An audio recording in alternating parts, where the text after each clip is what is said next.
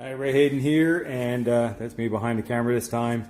I'm about to install this Glacier Bay faucet into the sink, and we had to pick up these here extension cables because these are the things that actually connect. The wide parts, the half-inch part, connects up underneath the sink, and then these skinny ends here connect here to the faucet. Oh, I'm sorry, there's 4 in here. That's funny.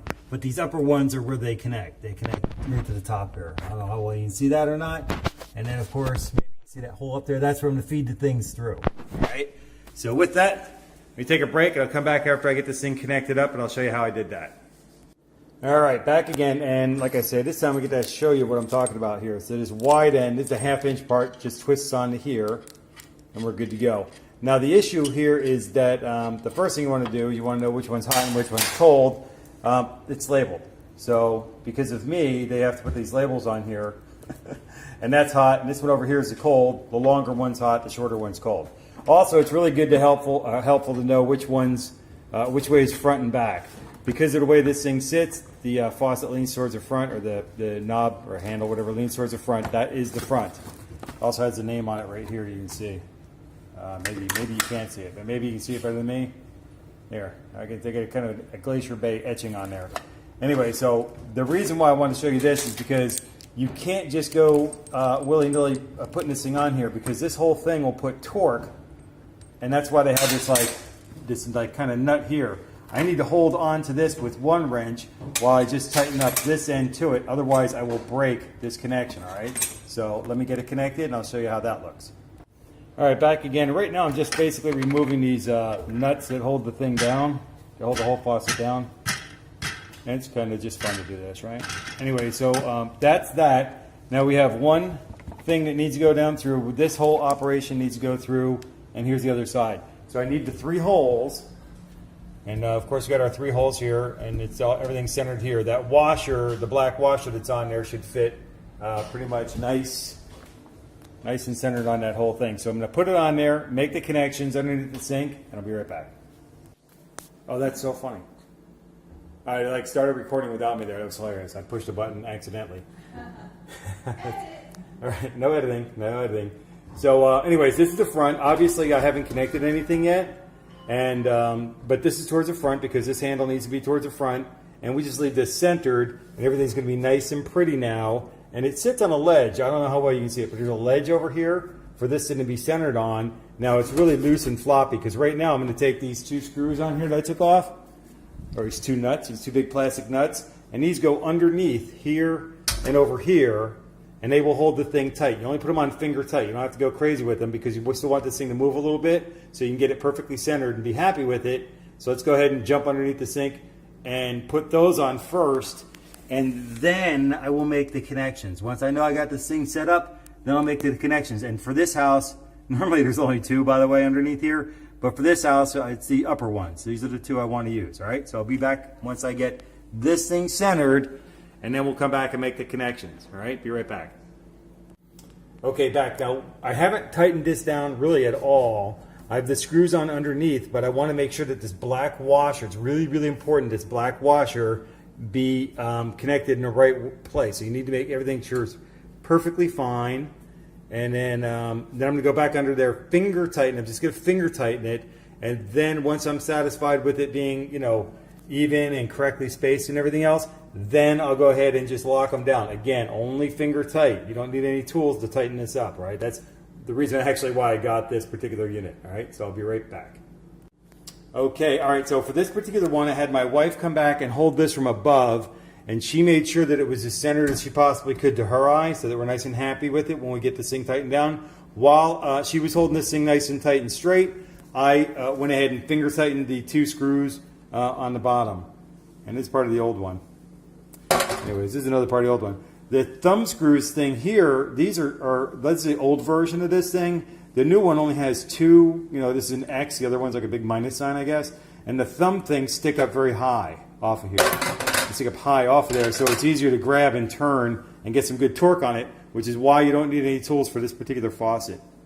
All right, so now the next thing I'm going to do is I'm going to take these 2 connections here, and I'll make those to the hot and cold water here. Again, the longer one is the hot, This one's hot and this one's cold. This is hot. Hot's on the left, cold's on the right. All right. So I'll make those connections and come back and check with you. Okay, we're heading back again. I've made the connections here, right?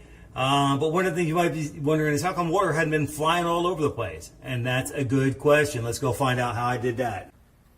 All right, now we're outside the house at the front, and if you, pretty much familiar with how you turn the water on and off, there's a valve right here that if you tighten this valve up, you shut the water off to the whole house. This is evidenced by this water hose right here.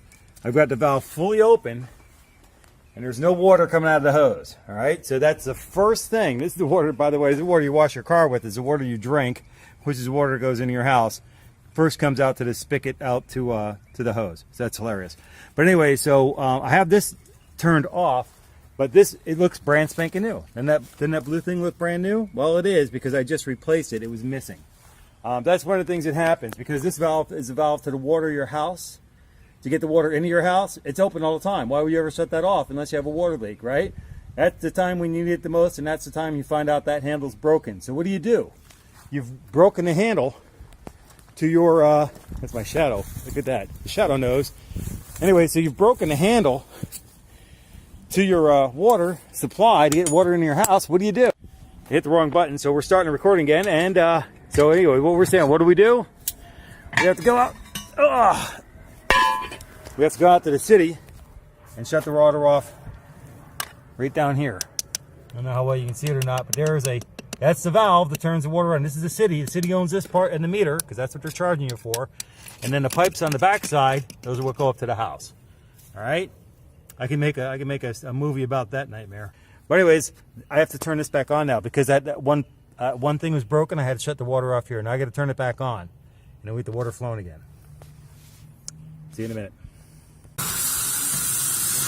All right, we have some water flowing here. That's good. That's in the little bathroom. And now we'll come over here to the sink, and we got two things to do. This is just some paper towels I'm going to use. Remember my trick? So put the paper towels down so we can find any leaks that happen right away. And then we turn this water on and we get nothing. And there's a good reason for that, because I've yet to turn on the valves underneath the sink.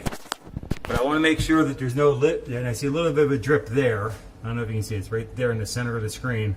There's a little bit of a drip. Now some of that's residual from the pipes and everything else when I connect them back up. So let me go ahead and turn this water on, and we'll check it again. Okay, I want to mention something about these water faucets. I turn these like all the way on, and then I back them off a little bit. I don't want them completely open. In fact, let's make them little minus signs there.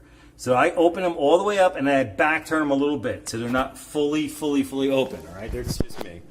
Do what you want. That's hot water. Hot water's working. Now, when I first turned this on, I already did the test before I came back on camera. This is indeed the hot water in the hot water position. Hot water's flowing. That's good. Cold water, that's good. We'll make this all, we'll clean this up, make it all bright, dry it off and everything. But here's the issue with this. Here's the other thing. It had some air in the system, because when I turned the water off outside, then a little bit of air got in the system, because I had to open it up to make sure it drained out so that I didn't get continuing drips of water underneath the sink. All right, so that's why I turned everything off from the outside. And then I'm coming this way, Lee. Right at you, right in there. That's where I'm going.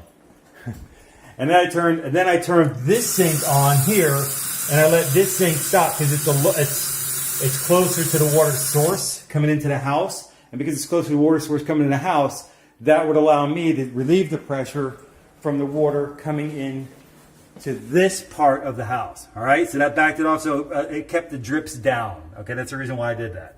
Now I do see that drip right in the center of your picture. There is a little drip of water. That's that same drip. I'm pretty satisfied that there's no other drips of water coming from here, and certainly not up there. But we will make sure that this is all dried up, everything down here, and then we will put another paper towel down there, and we will watch it for a number of days. That's the way we do it, because we like things nice and dry, because water will destroy your house. And it's really, I love this. Electric, right out. They do it, man. That's for the disposal that goes under here. You notice there is no disposal here. That's smart. That's the way to do it. If it fit in the disposal, you can throw it in the trash. All right? So anyways, then we'll just keep this nice and dry under here. And that'll wrap it up for this video. Until we catch you in the next one. Take care and be well.